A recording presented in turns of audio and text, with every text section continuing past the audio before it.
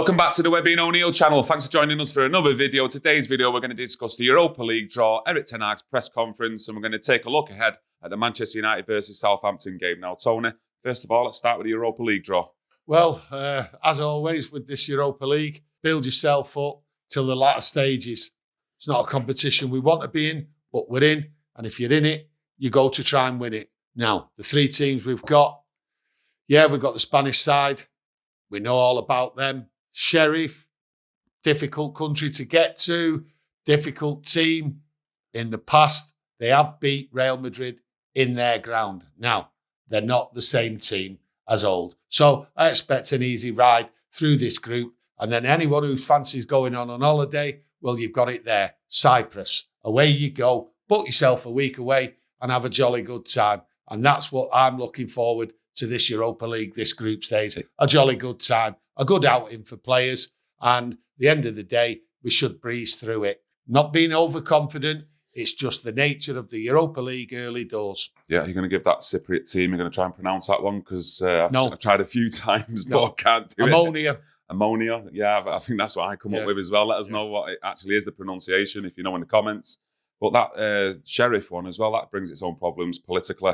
I don't like mixing politics with football, but it's about 15 to 16 miles away from a border of a war zone. So, if you look on the government website, it's actually in the red zone where it's advised not to travel. So that could possibly get moved to another part of Moldova. But like you've said to me off camera before, that's what the Europa League brings. Yeah. Different teams like this. Yeah, that's what it brings. It brings its difficulties with travel and also with the club making arrangements. It's actually a state within a state. Yeah. Very weird, but that's the Europa League for us. Now, I think we'll just breeze through this and then look forward to, but we've got to get these games out of the way and hopefully don't pick up injuries. That's the main thing for this Europa League. Yeah, I think it's a competition to take seriously just because of the benefit of actually winning the competition.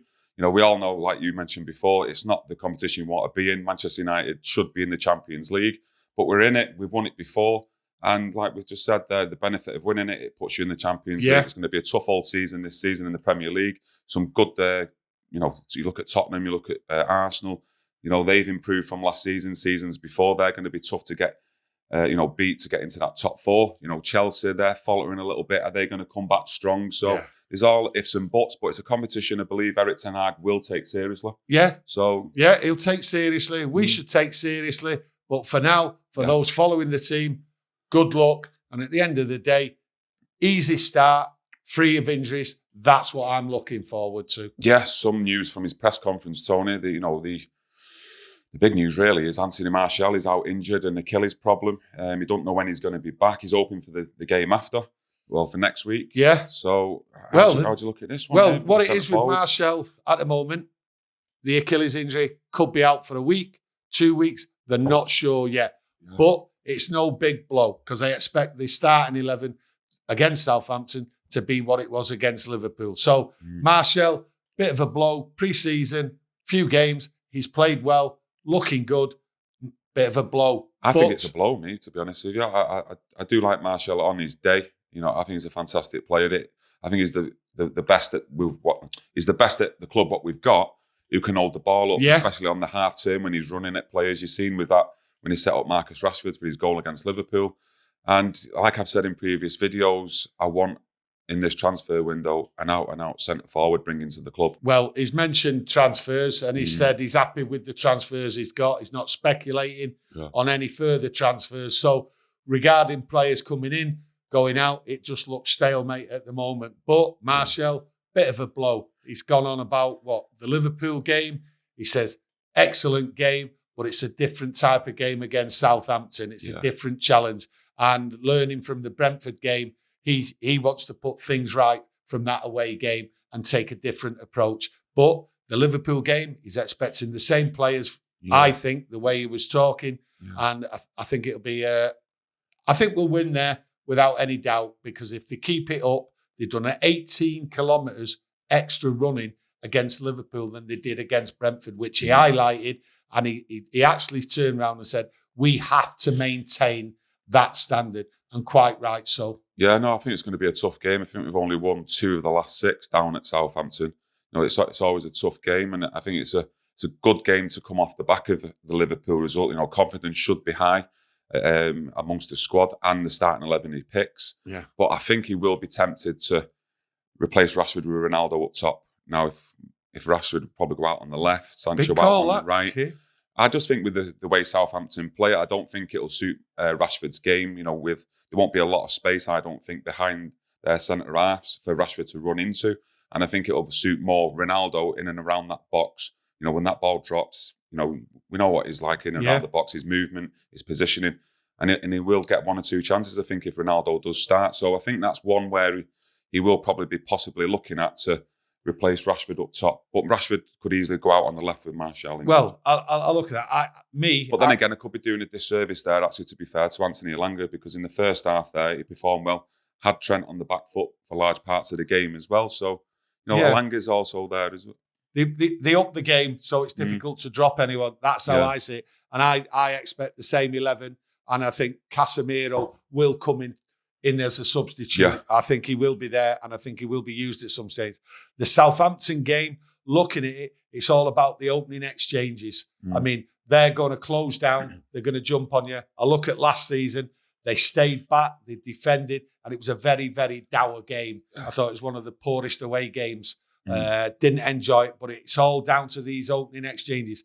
Can United jump at them from the off like they did against Liverpool and maintain that? Them first 30 minutes against Liverpool were absolutely fantastic. And that's what we want to see from United. Jump straight out and at them. But it's going to be difficult, as you say. They're going to sort of try and keep hold of the ball, try and defend. They've won one, they've drew one, and they've lost one. So a bit of an indifferent, but they did come back against Leicester. So it just shows you that they have got it. The next talking point would be, and amongst other Manchester United fans, is the centre-half position. How Varane's responded from the Liverpool game. First start, we've seen the effects it had on him towards the end of that game. But Ten Hag didn't come out with any response, like he's had any issues from that, in training. So I expect him to start with Martinez again and continue that partnership. No, he was like I said before, he was asked about injuries and any changes in that, and it was only Martial. We did see Varane go down with a cramp, probably a few others, but there was a lot more work rate. He's not fully match fit yet, Varane, but I expect after that Liverpool game, good few days off, good treatment, and he's ready to go. And I expect that partnership to be exactly the same. And I think you're going to see a little bit more of Martinez here. I think you're going to see a bit more freedom with Varane there against Southampton, because they won't press for 90 minutes. They'll try and keep hold of the ball and defend a lot. No, I think we'll, looking at what's possible the team Southampton will start with, I think the key is going to be Eriksen as well, in that midfield area.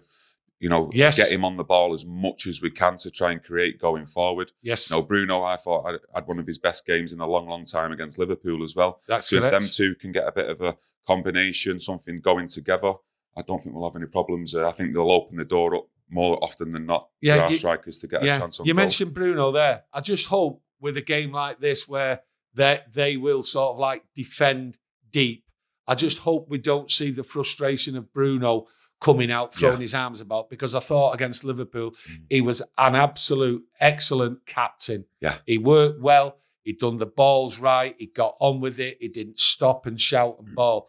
But the problem with this is he might have more time than really what he needs, because the more time he's got, the more shouting and balling and looking around he does. Yeah. And this is a challenge for him and his leadership, because I expect him to keep the captaincy, because there is no way I expect Maguire to come back in as captain. I just do not think now, once it's been took off him, leading the team, starting, being dropped, and then the other captain's there, and against Liverpool, you can't take the captaincy away from a man what led a victory like that against Liverpool. I just think Bruno here, he's got to put a marker down, and I expect him to. Yeah, obviously, Maguire's still the club captain. Yes. But as we all know, due to his form with Maguire, we've got Varane there, Martinez, and I think the more them two start together as a partnership and we win games, I think it's going to be just even harder for Maguire to get back into the team, because it won't be justified for him to come back in just because he's the club captain. Now, for me, Maguire, I do think he's a good defender, but I just think with everything that's gone on over the last 12, 18 months, him coming from Greece, all that palaver that he had over there, You know, his Manchester United career, his form's just absolutely dipped. His confidence is just absolutely shot. And that captaincy just looks like it weighs too heavy on his shoulders for me. And the rest might do him good. It might do him good. It might, it just needs that step back away from everything, just to watch football, instead of being on the pitch, just to sit there in the stands, watch the games of football. And it might do him good.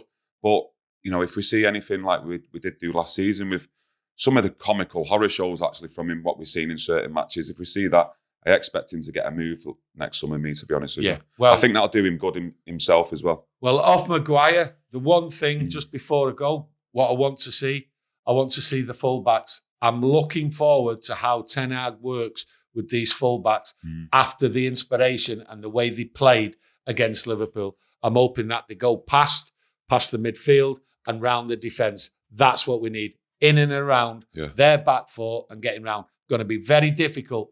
But going forward in the league for the rest of the season, this is the start. Let's see how them two fullbacks work, because the young lads, and they've been given a chance together against Liverpool, performed excellent. And let's hope for Manchester United and them lads that they get it right against Southampton, because I really want them to. Delo, he's got a little bit to prove. Malacia, I believe, has got nothing to prove. Yeah, you've said that consistent actually all summer. Yeah, and it's down to Delo. And it's going to be very hard for these two fullbacks to actually get a job done. And it's going to be interesting. So that's it for me. So to be honest with you, I'm really looking forward to this game. So it's the first time in a long, long time I've come back off a result that, come on the back of a game United have played, where I'm looking forward to the next game as much as I am doing. No, that's right. Especially with the performance and the result and the actual who we played in the Scouts who'd beaten them. It's the first time, like I say, I'm actually up for this game, looking forward to it. And I do expect the 3 points as well. So, thanks for joining us today. Smash that like button, subscribe if you like our content, and press that notification bell, because we will be back straight after the game with Tony's match reaction and Webby's. So make sure you tune in for both of them. Thank you. Thank you.